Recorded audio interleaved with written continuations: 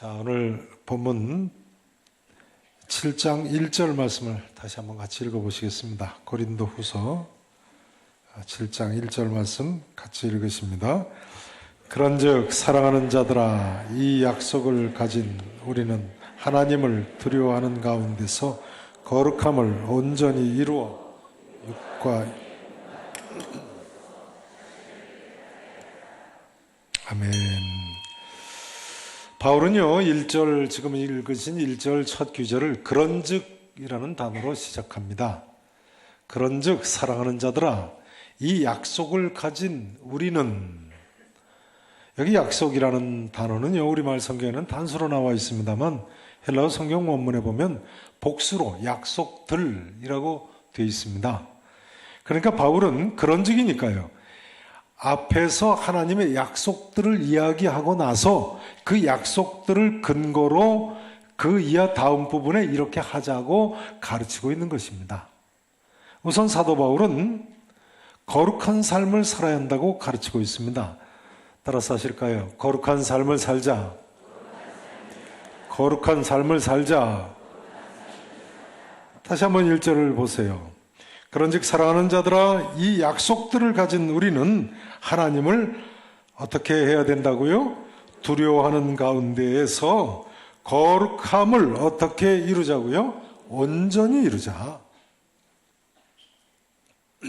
그래서 육과 영의 온갖 더러운 것에서 자신을 깨끗하게 하자. 죄송합니다. 한번 따라 하실까요?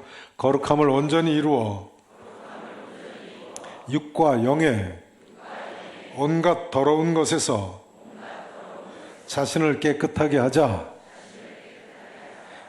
2절에 보면요, 사도 바울은 우리는 아무에게도 해롭게 하지 않고 아무에게서도 속아 빼앗은 일이 없노라 라고 이야기합니다. 거룩한 삶을 살고 있다는 이야기죠. 여러분, 우리 모두는 하나님을 두려워하는 가운데요, 하나님을 경외하는 가운데 말이죠, 이처럼 거룩함을 온전히 이루어 육과 영의 온갖 더러운 것에서 자신을 깨끗하게 해야 하는 사람들입니다. 제자 솔로몬 왕은요, 전도서 12장 13절에서 하나님을 경외하고 그의 명령들을 지키는 것이 모든 사람의 본분이라고 했습니다. 틀림없습니다. 하나님을 두려워하고 하나님의 명령들을 지키는 것이 이 세상 모든 사람의 본분인 것입니다. 모든 사람은 마땅히 그렇게 살아야 되는 거예요. 아무튼 7장 1절 말씀이 그런즉이니까요, 우리가 이처럼 거룩한 삶을 살아야 하는 이유가 바로 그 앞에 나와 있습니다. 우리가 그러면 거룩한 삶을 살아야 하는 이유가 무엇입니까? 자, 6장 16절부터 보시죠. 6장 16절 중반절에 보시면요, 우리는 살아계신 하나님의 무엇이라고요? 성전이기 때문에. 그 다음 보세요. 이와 같이 하나님께서 이르시되, 하나님께서 구약 성경에 이와 같이 말씀하셨다는 거예요. 내가 그들 가운데, 그 다음 단어가 뭡니까? 거하겠다고 말씀하셨어요. 그들 가운데 거하며 두루 행하여. 자, 지금 여기 인용한 구약 성경 구절은 레위기 26장 12절 말씀하고 이사야서 52장 11절, 이사야서 43장 6절, 호세아서 1장 10절 같이 여러 군데 말씀을 바울이 모아서 인용한 그런 구절입니다. 그 내용들은 주보 설교 메모 안에 보면 나와 있습니다. 자, 아무튼 이 말씀들에 의하면요, 우리가 거룩한 삶을 살아야 하는 첫 번째 이유는 우리가 살아계신 하나님의 성전이기 때문입니다. 하나님께서 분명히 내가 그들 가운데 거하겠다고 약속하셨기 때문에. 그러므로 고린도전서 3장 16절에서 사도 바울은요, 음행을 일삼는 고린도 교회 교인들에게 너희는 너희가 하나님의 성전인 것을 알지 못하느냐 했습니다. 그리고 하나님의 성령이 너희 안에 계시는 것을 알지 못하느냐 했습니다. 고린도전서 6장 19절에서도요, 너희 몸은 너희가 하나님께로부터 받은 바 너희 가운데 계신 성령의 전인 줄을 알지 못하느냐 했습니다.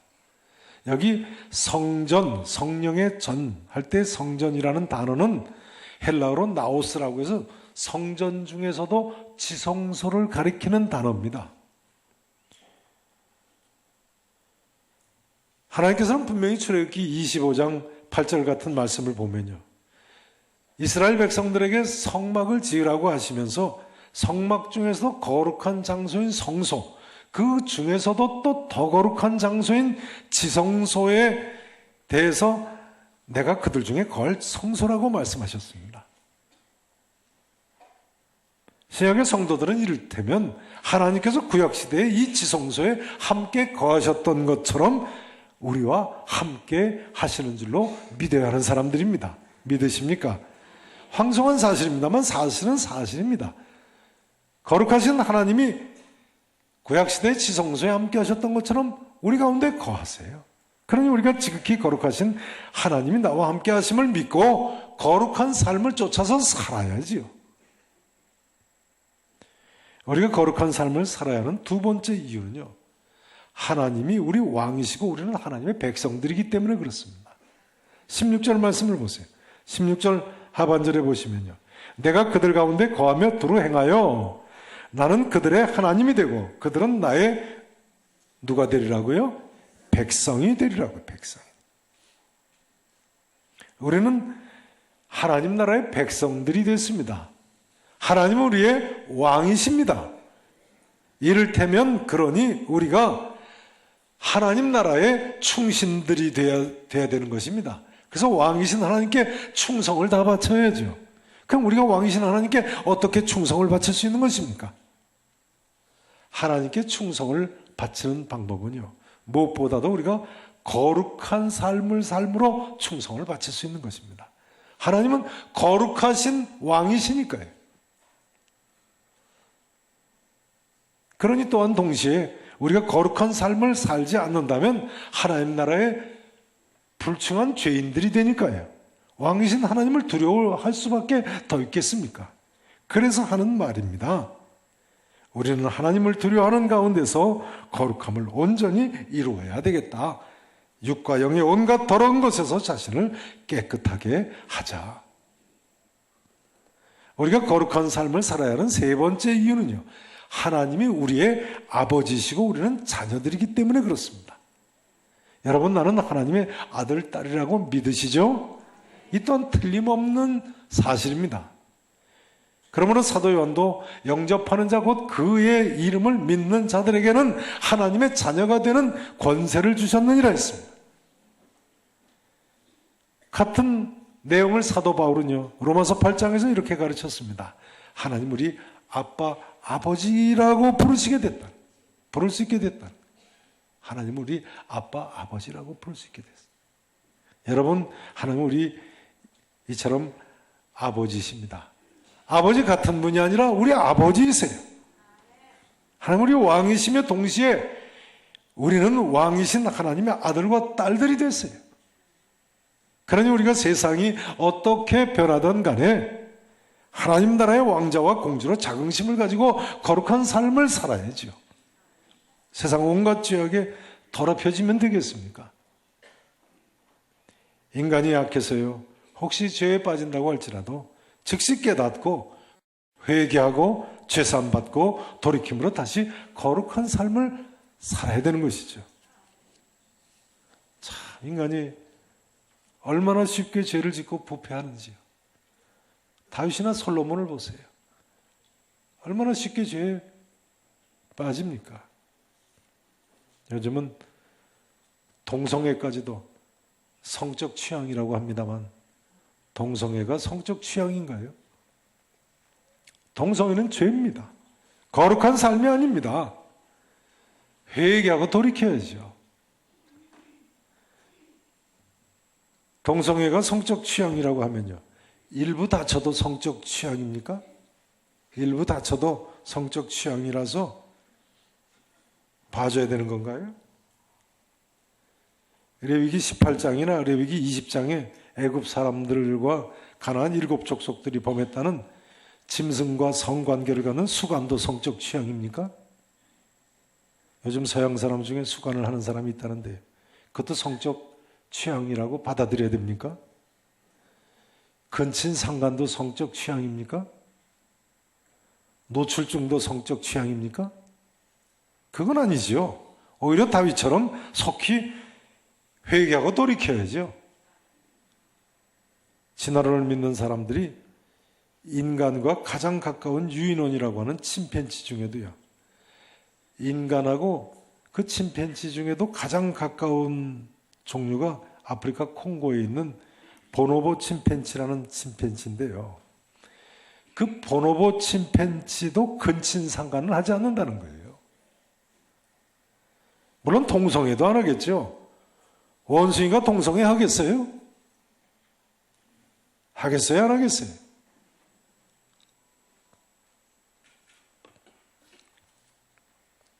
그런데 이 시대의 사람들은 정반대로 오히려 동성애 방법까지 초등학교 애들한테도 가르쳐야 한다고 주장을 하니 우리가 하나님 두려워해야지요.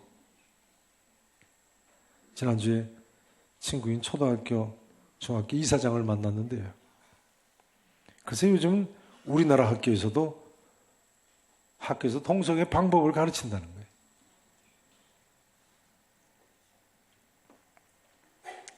오늘은 종교개혁 501주년 기념주일이죠. 1517년 10월 31일 마틴 루터가 종교개혁을 시작한 지 501년이 됐습니다. 중세시대에는 로마 교황들이 얼마나 타락했는지요, 그 부패의 도를 말로 다 할 수가 없었습니다. 1410년부터 교황 자리에 있던 요한 23세는요, 교황 자리에 앉았던 사람 중에 가장 타락했었다고 알려져 있는데요, 수백 명의 수녀하고 결혼한 여자들하고 간음을 행했습니다. 심지어 근친상간을 해서 자기 형수하고 간음을 했다는 거예요. 이 요한 23세가 바로 남색, 동성애를 한 교황으로 알려지고 있습니다. 그냥 아무도 못 말리는 거죠.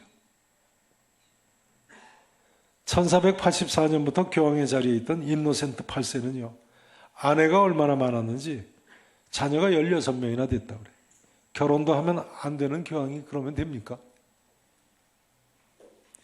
1492년부터 교황 자리에 있던 알렉산더 6세는요, 사생자인 아들, 딸들이 많았는데 그 중에 18살 먹은 체사레라는 사생자 아들은 추기경으로 임명을 했어요.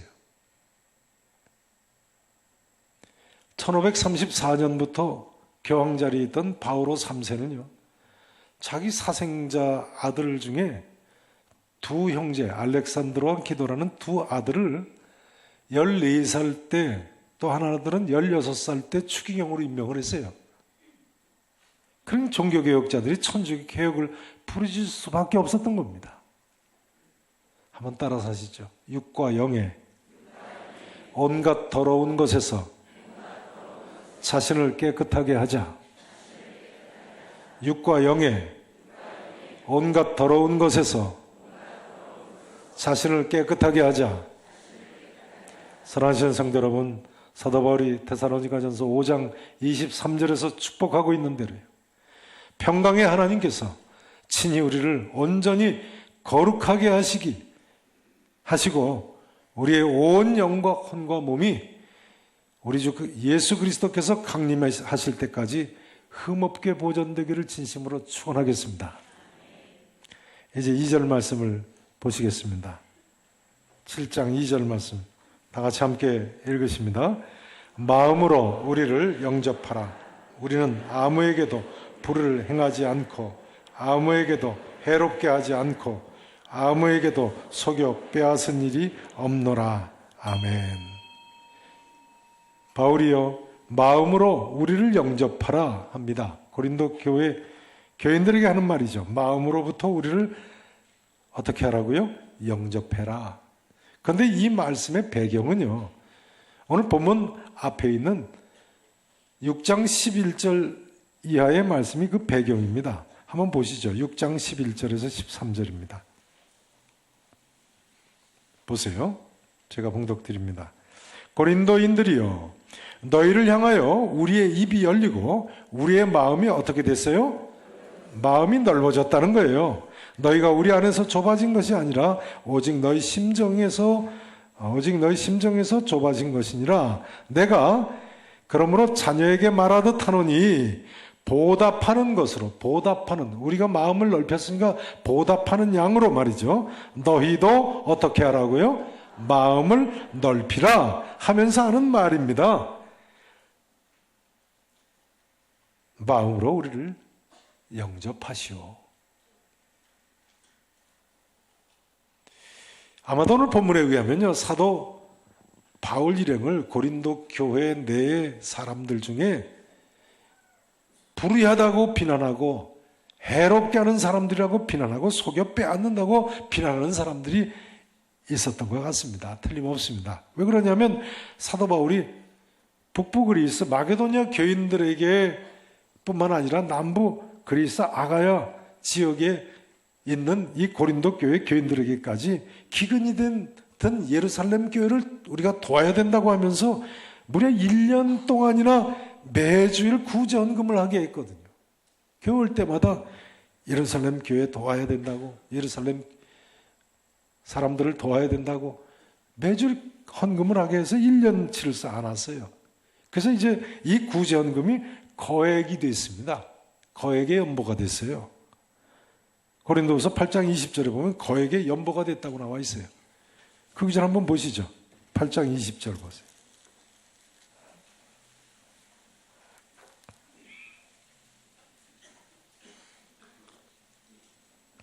8장 20절을 보세요. 이것을 조심함은 우리가 맡은 이 뭐에 대하여요? 거액의 연보에 대하여 아무도 우리를 비방하지 못하게 하려 함이라. 바울 일행이 거둬들이는 이 예루살렘 교회 구제헌금이 이제 거액의 연보가 된 거예요. 그러다 보니 사도 바울이 억울한 이야기를 듣는 거죠. 오늘 보면 7장 2절에 나오듯이요.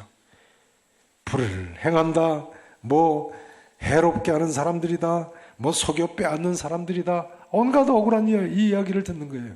그러나 이 구제헌금은 사도행전 기록을 보면 나중에 사도 바울이 3차 전도여행을 마치면서 예루살렘 교회에 가서 그대로 다 전달을 하죠. 근데 생각해 보면요, 바울이처럼 자기를 억울하게 비난하는 사람들에게 먼저 마음을 열고 넓게 열고 그들을 영접하면서 이렇게 이야기하는 것이 쉽겠습니까? 마음으로 우리를 영접하라. 너희도 마음을 넓혀라. 바울은 정말 예수님처럼 고린도 교회 사람들을 용서하고 용납하는 모습을 보여주고 있습니다. 우리는 하나님 뜻대로 산다고 하면서도요, 조금만 섭섭한 일 당하면 너무나도 쉽게 형제와 원망하고 비난하고 다투고 헤어지는 것은 아닙니까?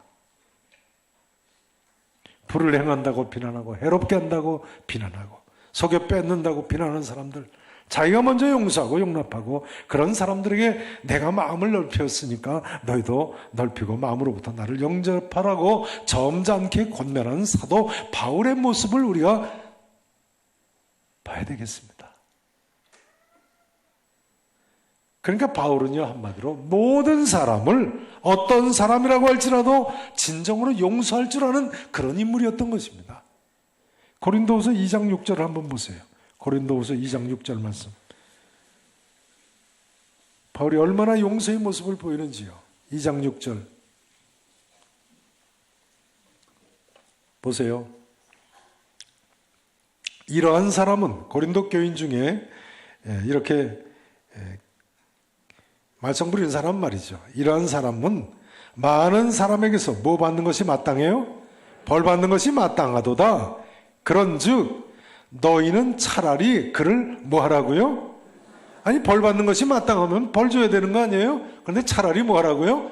용서하라고요. 그다음 뭐 하라고요? 위로하라고요.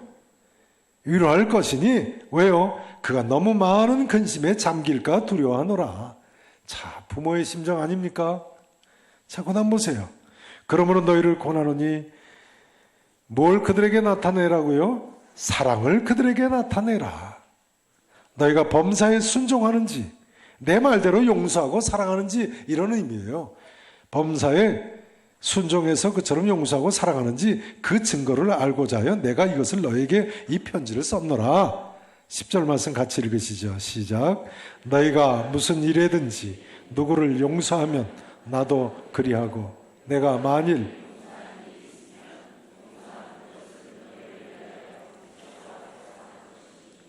너희가 무슨 일이든지 누구를 뭐 하면요? 용서하면 나도 용서하는데 그것이 누구 앞에서 용서한 것이라고요? 그리스도 앞에서 용서하는 것이다. 성도 여러분, 이 질문을 드리지 않을 수 없습니다. 나는 올 한 해 얼마나 형제 자매들에게 관대했고 용서를 했습니까? 혹시 용서하지 못한 사람이 있다면요, 올해가 지나기 전에 꼭 용서하시고 화해하시고 교제를 회복하시기를 바랍니다. 금주로 벌써 11월이 되는데요, 이제 10월이 다 됐다는 이야기는 1년에 6분의 5가 지나고 이제 6분의 1만 남았다는 이야기입니다. 그렇죠? 이제 2달 남았으니까 6분의 1 남았어요. 그러니까 60분 시험 치는 것으로 치면 이제 몇 분 남았어요? 10분 남았어요. 6분의 1 남았으니까요. 60분 시험 칠 때 10분 남으면 뭐 하죠? 계속 문제 풉니까? 그럼 공부 못하는 사람이에요. 10분 남았으면 수학으로 치면 다시 검사를 하고 내가 답 제대로 썼나 1번부터 다 하나하나 다시 돌이켜봐야죠. 전부 되짚어봅니다. 이제 지난 10개월 동안 내가 한 일을 다 돌이켜보고 부족한 부분들은 교정해야 할 시간이 됐습니다. 용서하지 못하고 살았던 것 있으면 다 이제는 해결하고 남은 2달 동안 유종의 미를 거두시고 새해를 맞이하시기 바랍니다. 산상수훈에 있는 팔복에 대한 글을 읽다 보니까요, 이런 내용이 있었습니다. 우리가 복을 지나치게 강조하면 기복주의 신앙을 조장하는 것이 되지만 복을 너무 도외시하면 인본주의에 빠지게 된다고 쓰고 있었습니다. 틀림없는 사실입니다. 팔복, 심령이 가난한 자가 받는 복, 애통하는 자가 받는 복, 온유한 자가 받는 복, 긍휼히 여기는 자가 받는 복, 화평하게 하는 자가 받는 복. 우리가 이렇게 살면 복을 받습니다. 바로 그런데 이런 모습이 사도 바울의 모습이 아니겠습니까? 은혜 받은 진정한 성도의 모습 아니겠습니까? 복 받을 사람의 모습입니다. 자, 이제 3절 말씀을 같이 읽으십니다. 고린도후서 7장 3절 말씀 함께 읽으시겠습니다. 내가 이 말을 하는 것은 너희를 정죄하려고 하는 것이 아니라 내가 이전에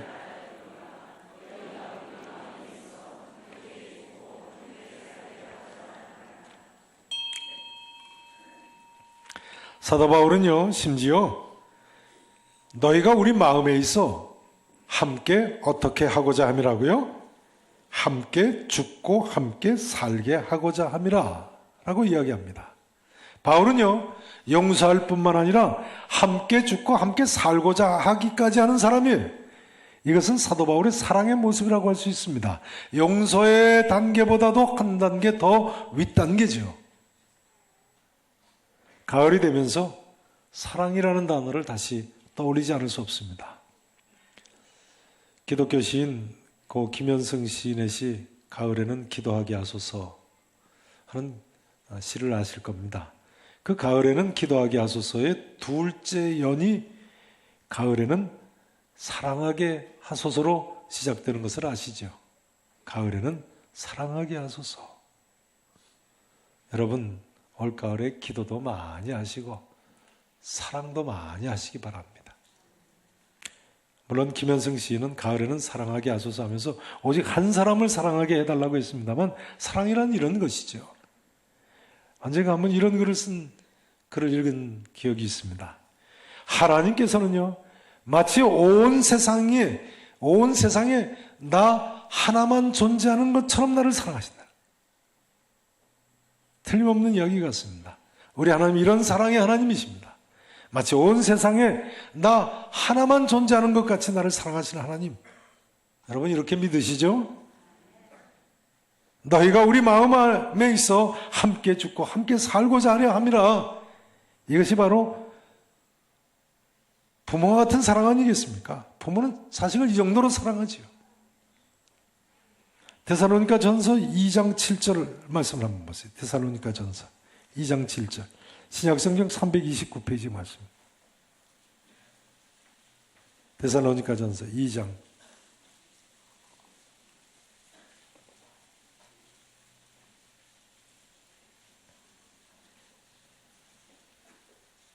7절 8절을 보시죠.